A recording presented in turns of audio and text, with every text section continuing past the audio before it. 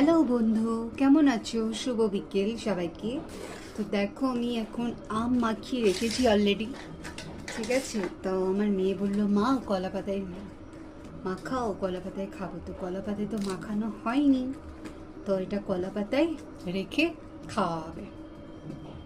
এটা হলো লেবুর পাতা দিয়ে সুন্দর করে চটকিয়ে মাখিয়েছি। এটা খুব সুন্দর লাগে খেতে।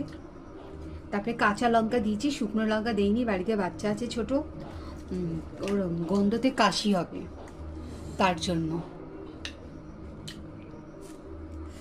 খুব সুন্দর লাগছে জানো খেতে, দারুণ লাগছে। তো আমটা অনেকটা কম হয়ে গেছে, আর একটু বেশি হলে বেশ সুন্দর লাগতো। দারুণ লাগছে, কিন্তু দেখতেও কিন্তু সুন্দর লাগছে।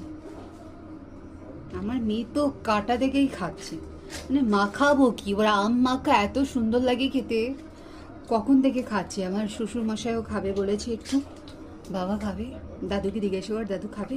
দাদু আম্মা তো খাবে। একটু তেলে বোতলটা দে।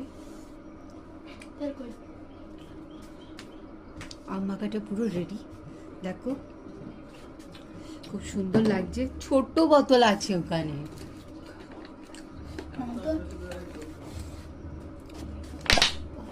যে সর আলো ছাড়ো, অন্ধকারে দেখাই যাচ্ছে না, হালকা করে একটু। আমার কাঁচা তেল দিচ্ছে দেখবে?